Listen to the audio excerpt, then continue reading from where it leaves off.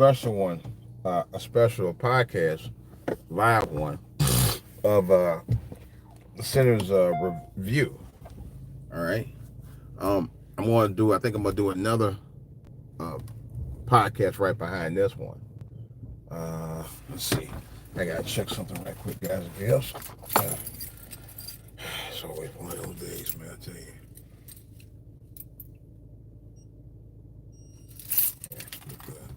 So anyway, before I get into it, I do have another podcast I want to do. My brother is chomping at the bit to do a podcast with me, which I do plan on doing real soon, a live one.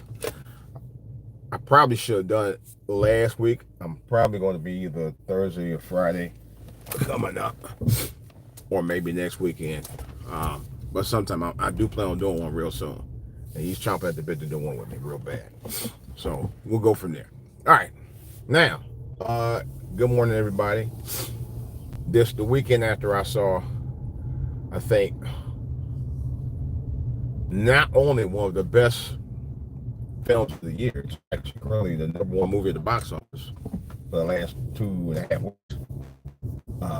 Maybe one of the best films I've seen. Of course, it has music in it. It has star power, of course, with Ryan Coogler directing, and Michael B. Jordan and Delroy Lindo, and some others, including the young man who played Sammy. And it's a very good film. It's very unique. I put it like that. My dad years ago used to tell me about being unique. He said unique is the one thing that always get people to notice and respect you. You know, definitely notice you for sure, because it's something they never seen before, and it's original to you. You know, it's an original concept that you created, and that's kind of what Ryan Coogler did. He originally wrote the story as a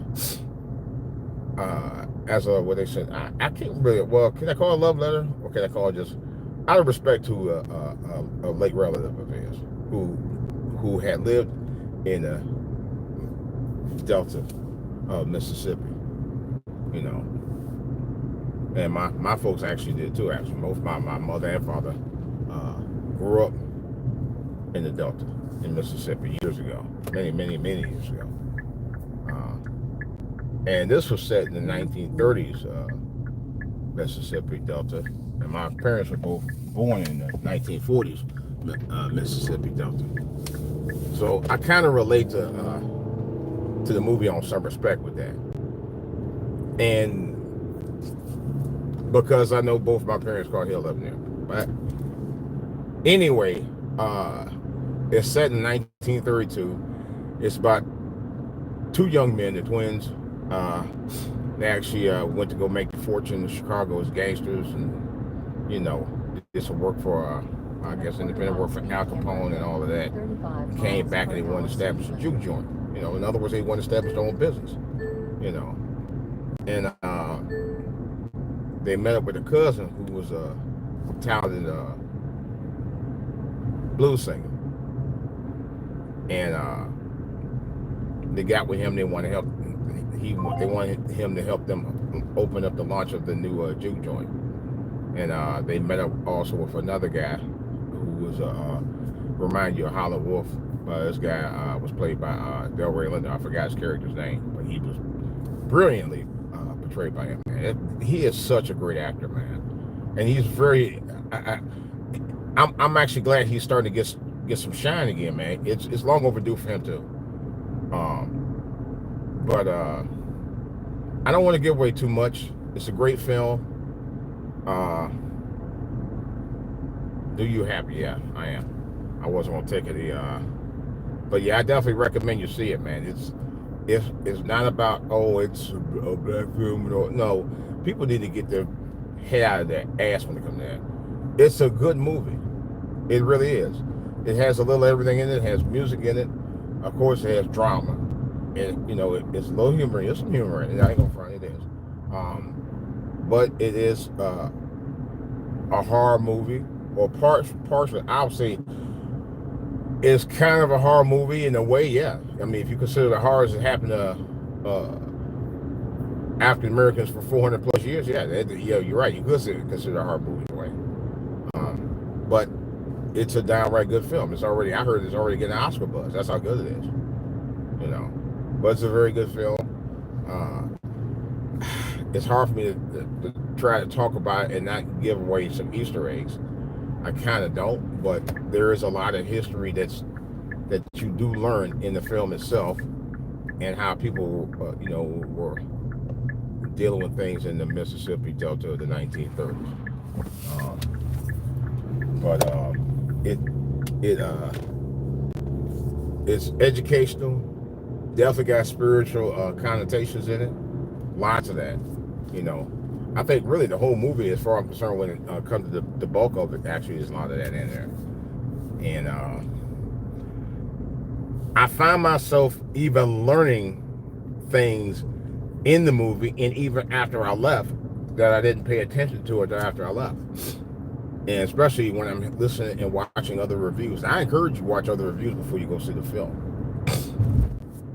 You know, except the spoiler alerts, unless you like spoilers, which I don't like, especially if I want to go see a movie like this.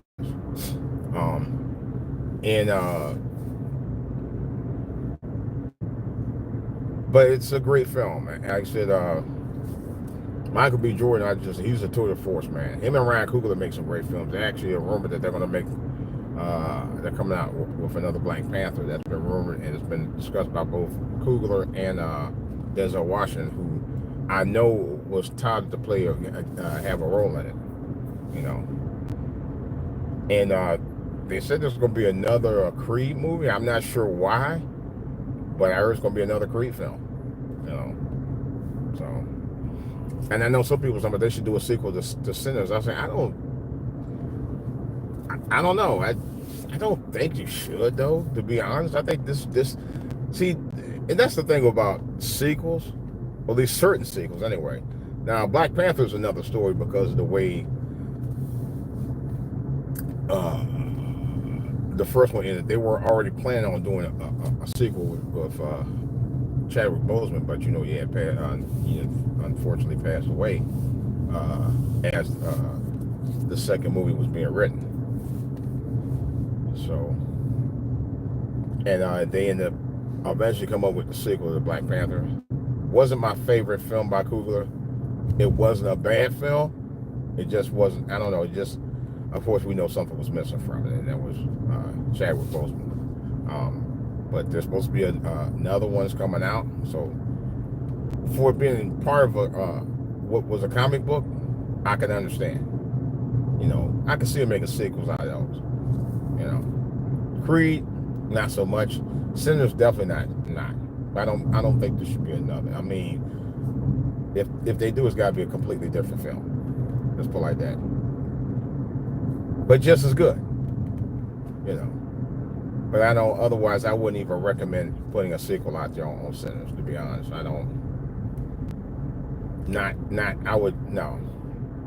Don't mess with a classic. I always say, you know. But part of the problem with sequels, I'm talking about, you know, with a lot of sequels, that they use the same formula, and it doesn't do much justice for the first one, with the second one being about the same as the first one. I mean, or less. You know, usually the second one's supposed to be better than the first one, and sometimes they're not. You know. So, I don't know. But it's just so many nuances in the movie. I'm like, I don't know, folks. I love the film. I give it 5 out of 5 hows, you know.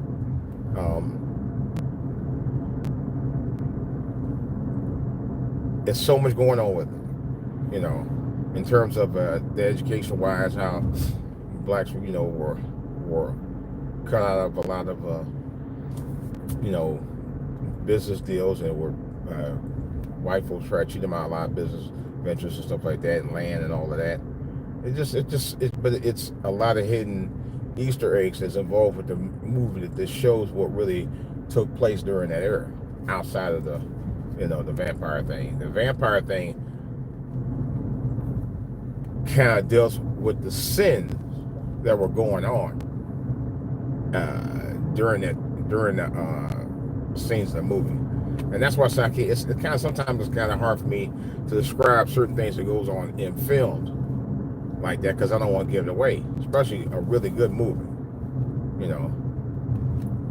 But I definitely, it's the kind of movie, and I'm being serious. It's the kind of movie that everybody who I've talked to, or people I've actually seen online talk about it, all said one thing, that they want to go see it again.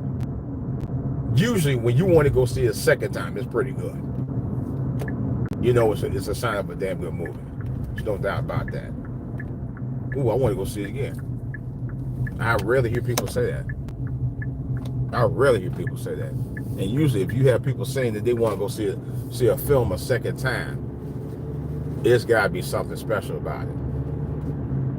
There's got to be something really, really special about it. You pray to God, you also attract the attention of the devil. Well, no kidding, because the devil, you know, that's a good point, BT, but you're right, because the devil is always lurking out there, no matter how humble you are and how much of a faithful servant you are to God. You always want to have the devil lurking around to change your mind. That's kind of like what happened in the movie. You know, you're right. Music is a powerful medium into the spiritual realm. Man, that's true. That is true. That's what made that. I think that's what really made this such a great film. It did, because the music told the story of what the movie was about. The struggle, the suffering, you know, of our people. You know, the very first opening visual in the movie discussed that in length. If you notice that, it really did. It actually did. It was very well put too. You know, so I give him credit for that. The producer, direct man, you know, let's say, when you open up the channel without knowledge, then you open yourself up to dangers. When you open up that channel, yeah, that's true. You're right. But what I just described, and what you just described, is actually what the movie was about. You know, we both know that. Have you seen it? BT, have you seen the movie?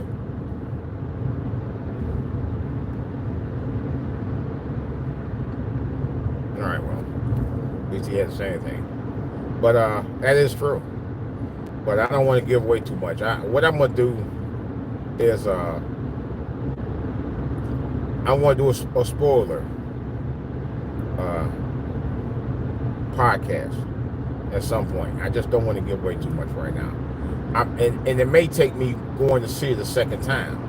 You know, it may take me going to see it a second time to really give you more of a thorough analysis of it. Because even a colleague of mine said I talked to her about a couple days ago. She recommended the movie to me as well. And even she said, you know, there's things that I think I may have missed. What are you doing out here?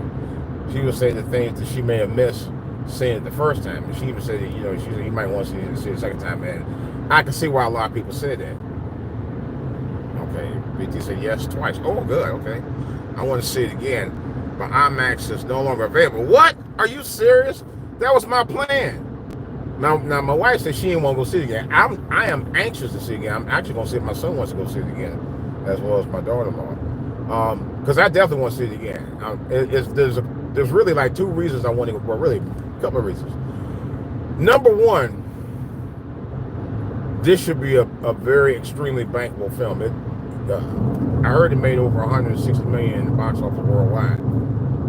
This film should be bigger than that for a lot of reasons.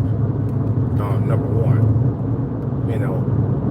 Number two, Ryan Coogler got a sweet deal with Warner Brothers for the film. You know, not only just to get back in and all of that. Okay. Oh, really? Okay. That's even better, and I hope it keeps growing. I'm going to see it again. If I see it twice, but that's when I said I don't really want to spoil anything right now, because even my colleagues said that they want to.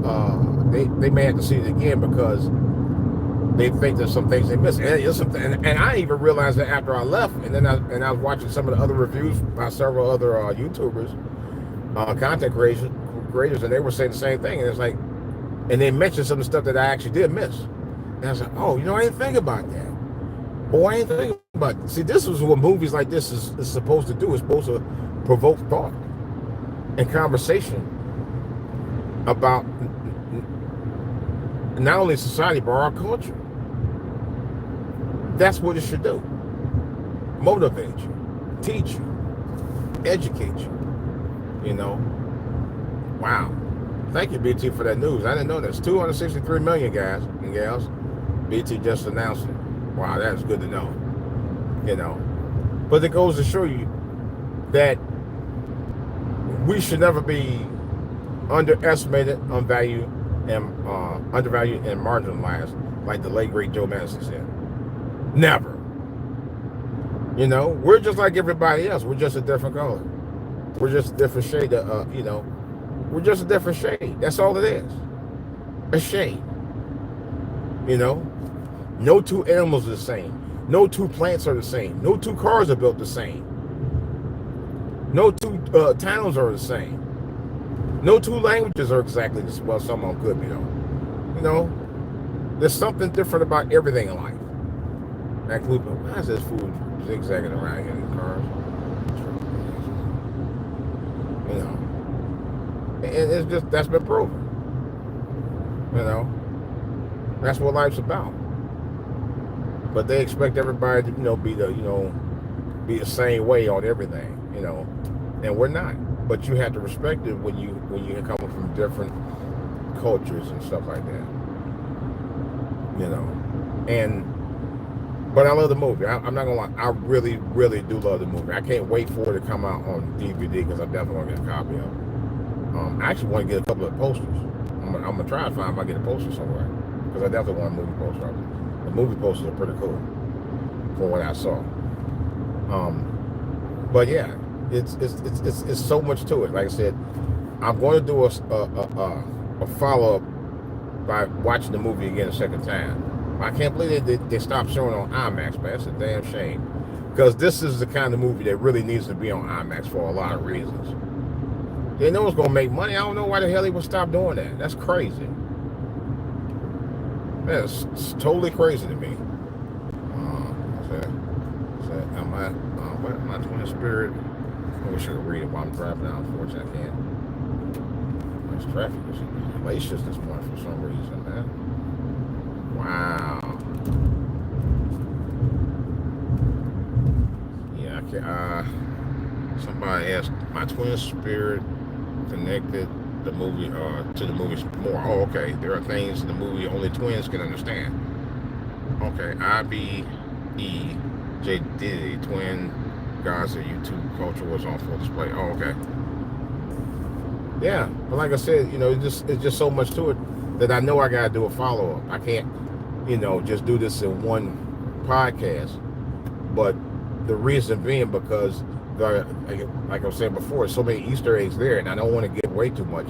But the next podcast I do will have to be spoilers, so I can get a better understanding of the things that I missed in the movie because the movie was so good, and that I am going to do. So I appreciate you, BT, and everybody else who follow my channel here on YouTube. We're on the 310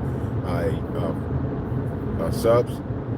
I appreciate that. Let's get more. I'm thinking, not right now, but in part, I'm thinking about starting a contest.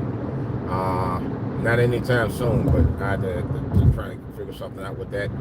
But in this case, this is DJ Wolf. I thank you for subscribing. I appreciate you all, guys and gals. I love you. Go see this movie. It's rated R. It's in the local theaters right now. Get your tickets. Tickets, I think, are available right now. Like I said, it's 5 out of 5 stars for me. Ryan Coogler is the next big director. I think he's better than Tyler Perry and Spike Lee combined, to tell you the truth. And Michael B. Jordan is the new Denzel. Simply put, I'm out.